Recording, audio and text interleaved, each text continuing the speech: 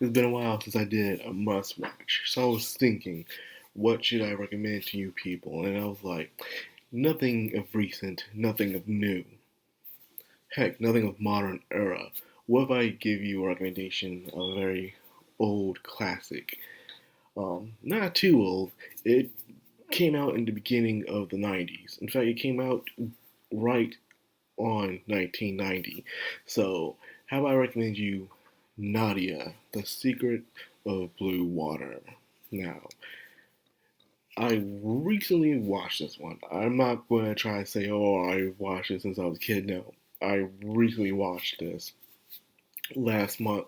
I was marathoning it and stuff because I saw, I think, Neon from Clownfish TV with Retro Crush was talking about it.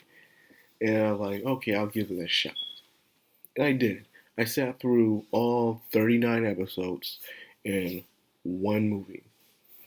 And I have to say, wow, this is amazing. This is awesome. The world itself is not that well detailed, It's like any other world. It's really our normal world with one twist. There is a secret civilization out there that is so advanced that just one of their ships could take over all of humanity. And that's just only the tip of the iceberg of this civilization.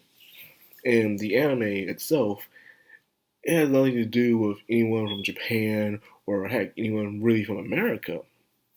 It's all about people from France, pretty much the Western world, from London, the UK, even some people from Africa and people from France, but no one from the US, no one from Japan or anything like that or China, just that. And there are some more secrets to it, but I'm not trying to get into major spoilers about it. So that's why I'm trying to find a way to recommend this anime to you guys without giving away too many spoilers, because I always do that. So anyways, it's about a boy from France named John who was in this flying competition. Suddenly meets this girl, this very dark-skinned girl with a baby lion, and her name is Nadia, and the lion's name is King. And he is completely smitten by her and is trying to oppress her, talk to her, but she's one of those hard to get kind of girls and stuff like that. Until one day, these three thieves try to steal her precious little gem on her, around her, called the Blue Diamond. I mean, the Blue Water. The Blue Diamond. It's called the Blue Water. And ever since then, John, Nadia, and King have been on this interesting adventure from underwater to the sky to mysterious islands in order to find out the secret of blue water. And that's the thing that's amazing about the show. The heart and soul of this show is the characters. The characters still go along the way. You see, you have a thieves, Gratis, Samson, and Hansen, and then you have the other mysterious people on the submarine. You have the villains from the island, Lord Gargoyle, which has become a very cool and cold-hearted villain I like very much. The way they executed Lord Gargoyle's character is amazing, cold, collective, just pure evil, and he's always two steps ahead. And the thing I like about this, about Lord Gargoyle, is something that they usually do when you show the villains, is that they always try to dumb down the villains for the sake of the plot. So therefore, the good guys can get a nudge in against the villains.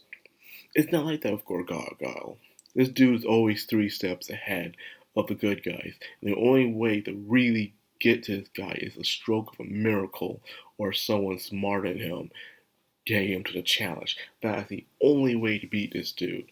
And they keep that up to the very, very end. They don't dumb this dude down not even once. Lord Gorgot, Lord Gargoyle is always just top-notch villain tire right there, man. It's a shock. It's a shame that not a lot of people talk about him when it comes to, you know, the world's best villains in anime. Because this guy is really, really good.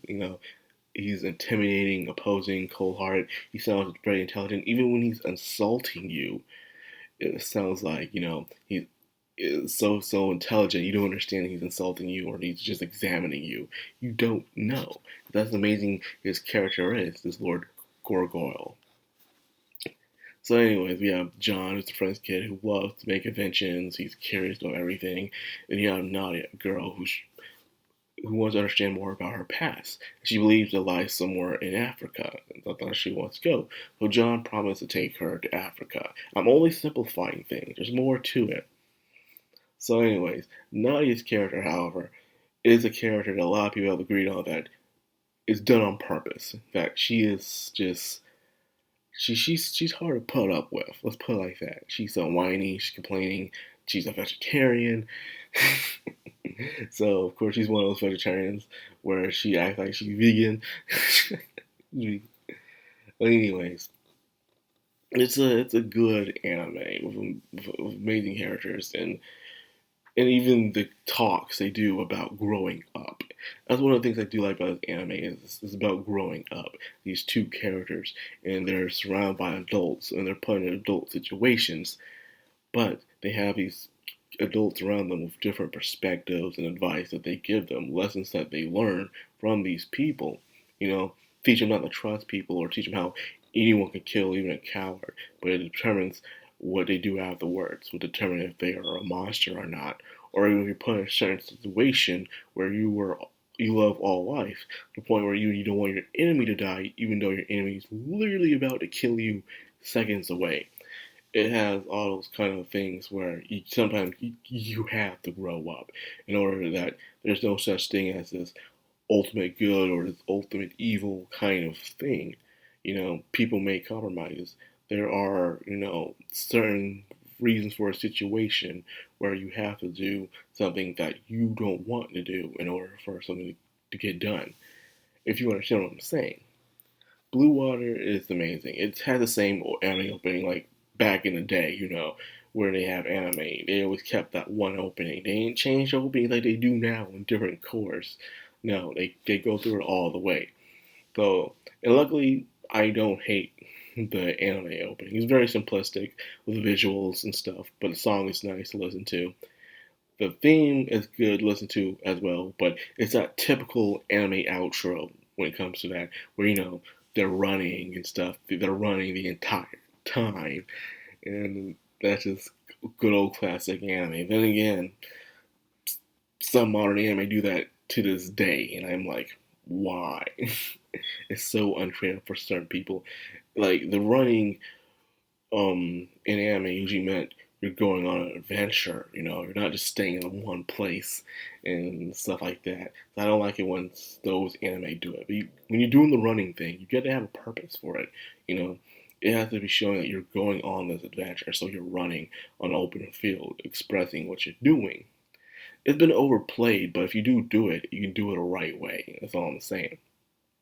So yes, there is the movie, and the movie is pretty much, it's of course after the show, but a little after the epilogue that happens during the end of the last episode.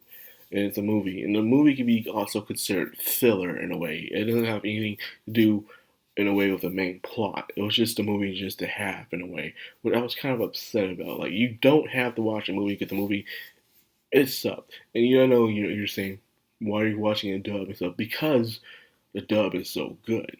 The dub itself, it's in a way it has the accents. Okay, the accents are amazing. When John, who is French, he speaks and he acts, he sounds like a French person talking English. Then you have the people from the UK, when they're talking, they sound like they're from the UK. The only one I have problem with is when they go to Africa and things get a little messy over there, but I think that's the point. But anyways, the show has its good points and it has its slow points, but it even has its weird points as well. Where especially when they're on the island for a long time, and that one Pacific island, I mean, towards the end before they go on the final mission, and it's just so weird. But then I understand it because it was for character development among the characters to see who they were then and they are now and stuff. It was a comparison arc. It lasted a little too long, but I understand it. There's even a musical one. There was a musical episode. I kid you not, there's a musical episode. And to be honest, I skimmed through that one. That's the only episode I skimmed through is the musical episode. Oh god, man, some voice actors just aren't meant to sing. I'm sorry. So, anyways, that's all I got for this, man. I hope you guys do watch this show, Nadia, The Secrets of Blue Water. It's amazing how there's even a figurine they just came out for it for the 30th anniversary. That's right. Nadia is 30 years old and stuff, and they have a little figurine out for it. There's never been any merchandise for this series ever until now, and there's only one of it, and you can only find it in one place, so far as I know, Tokyo Otaku Mode. And I've already purchased mine because that's how much I love the show. It's really good, so I recommend it. This is your must-watch, and I hope you guys enjoy it as much as I did.